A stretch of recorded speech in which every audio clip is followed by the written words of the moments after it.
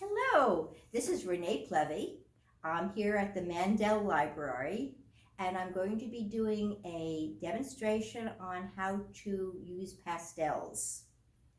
The Mandel Library once again has given us a fantastic kit and I've been playing with it the last week and I've come up with a great project for us. First I'm going to describe what we have. We have a total of 10 pastel sticks. And in addition, you've got pastel paper. And that's all you need for this. I mean, pastel painting is fantastic. It's easy, it's fun, it's very enjoyable, and you work with great colors. Now, let me tell you something about pastels and the paper before we begin. First of all, pastels are made up of a pigment and a medium, a binder. And I think it's like a wax binder, if I'm not mistaken. But basically, the binder holds the pigment together. Now, there are soft pastels which have a lot of pigment and just a small amount of binder. So the pastels are very soft and buttery. And then there's the hard pastels and new pastels, which have more of the medium in it, more of the binder, and less of the pigment. And they're harder. They have a hard edge. It's a little bit harder to work with them in that you've had the tendency to want to push down harder in order to get them on the paper. But the techniques of pastels is to do everything light. You do light coats. You resist the temptation to press down hard. The first layer is always done with a harder pastel. And then you go over it with a softer pastel. Now, depending on the tooth of the paper, it depends on how many layers of pastel you can get. You can get up to 6 layers. If you have a specific type of pastel paper.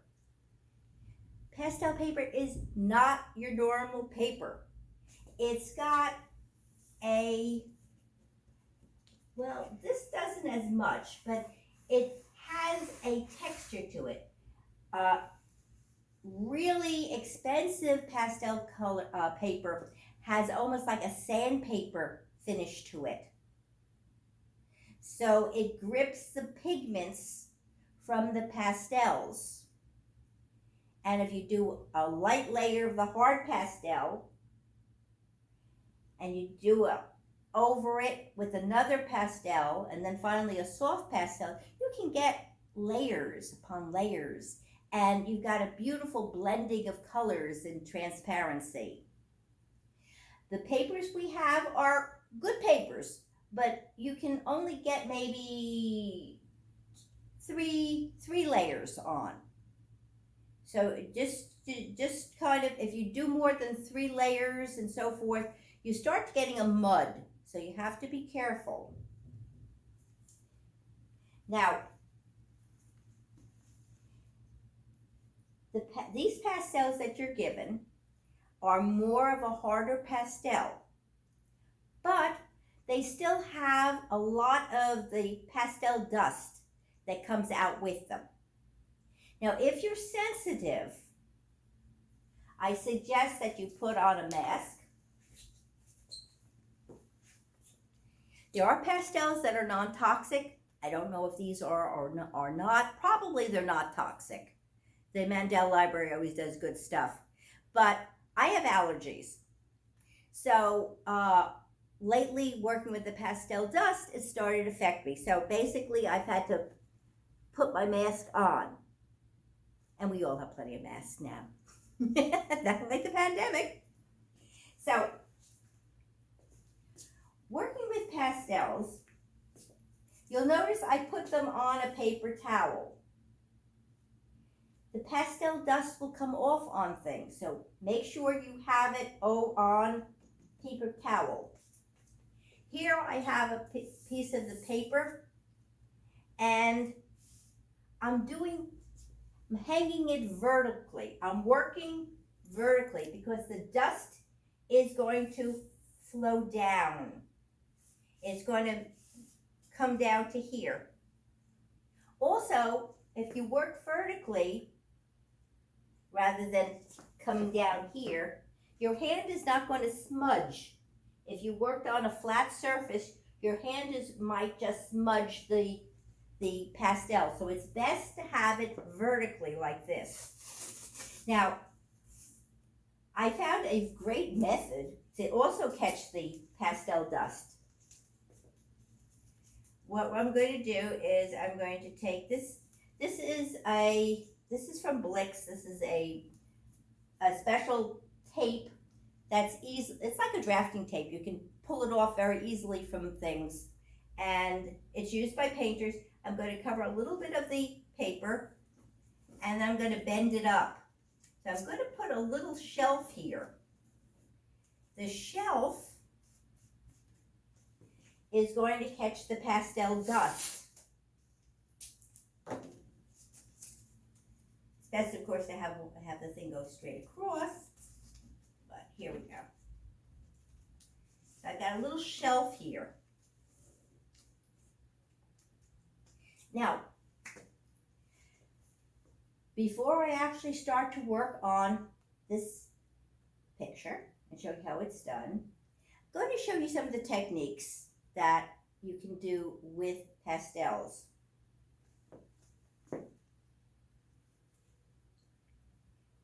First of all, the sticks you're going to have the sticks like this. They're long, maybe 4 inches. Now,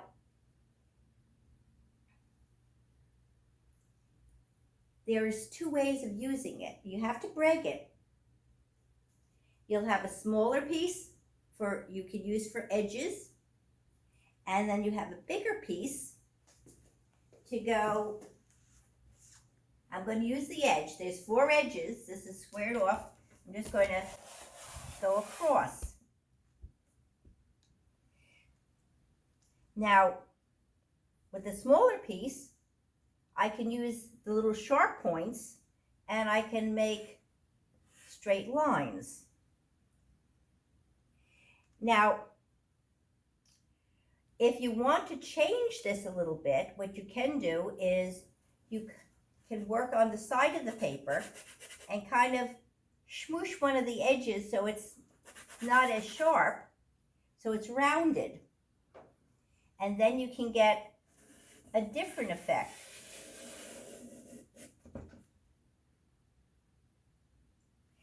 So you can use the big ones for broad. You can use the smaller ones for up and down, and for little details. You use the little sharp edges for details.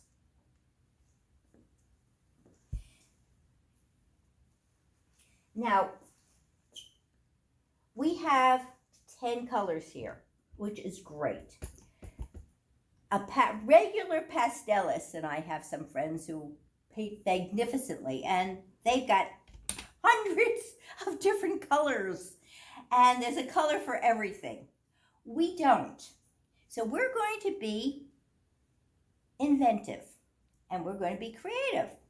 So if we want to make a color, we're going to have to blend them.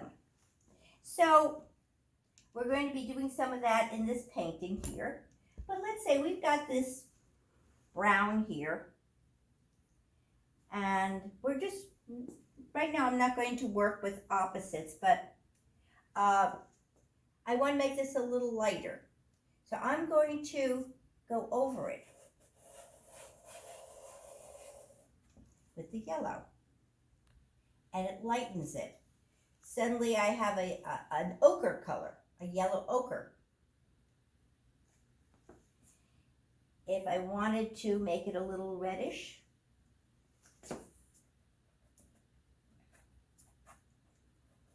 I'm going to guess here.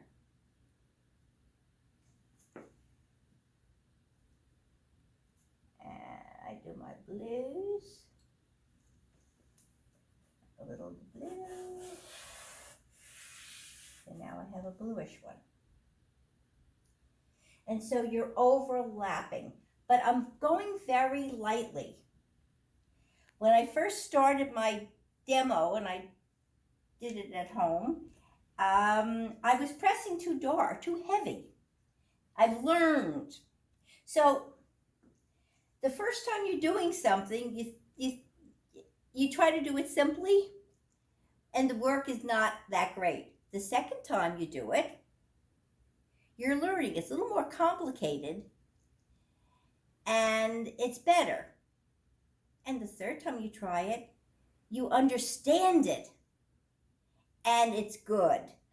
So you're learning something new now. So don't expect it to look perfect. You're learning. I'm learning some new stuff now myself, and it's not the same as my normal stuff that I do. But I know I'm learning. When I teach, basically I've always told my students, do your work on inexpensive things to begin with, because you're learning. It's not going to be something you're going to show your friends and so forth. You're learning on this. The next one you may show your family and friends, but this is a learning. We're learning at this point. So, another way of blending is, let's say, all right, we're going to put down, we want to change colors. So I'm going to try to make it orange. So I'm going to put a little bit of red.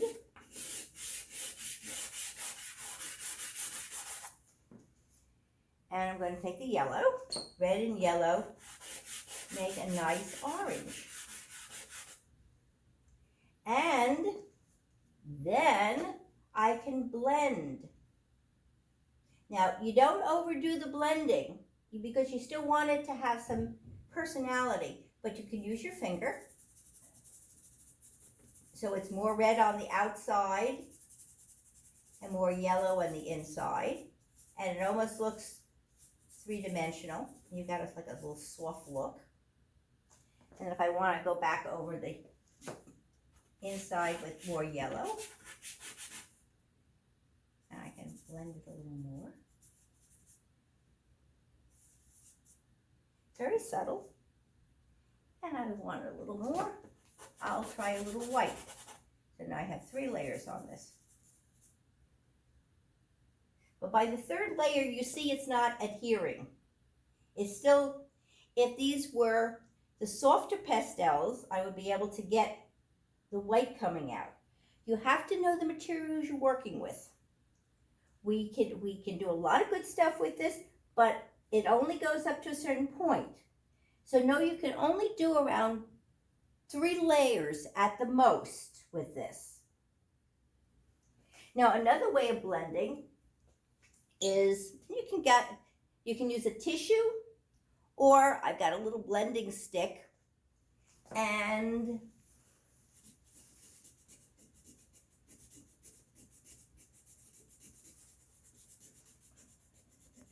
they come in all sizes and so forth. But it basically, rather than use your fingers,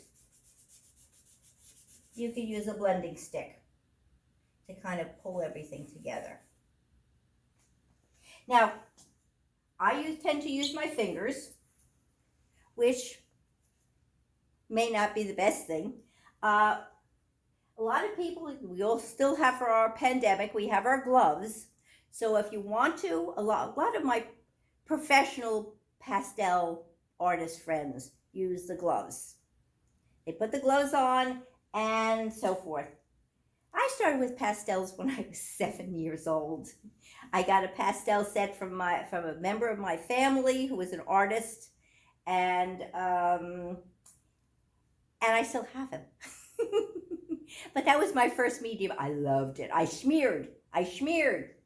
Nowadays, most pastel artists do not smear. A lot of them believe in cross hatching. So basically, they'll take a color and they'll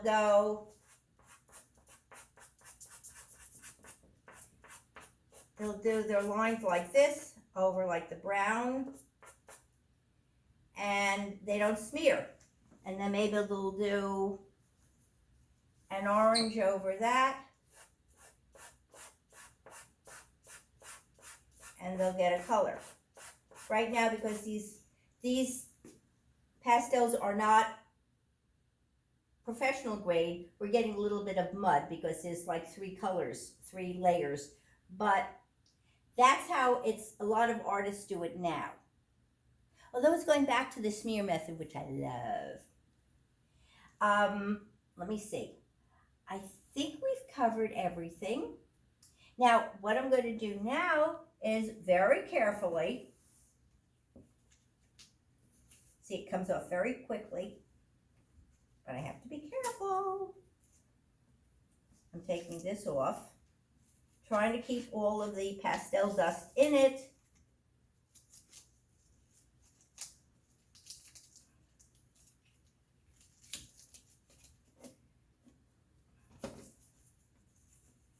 I'm kind of rolling it up nicely.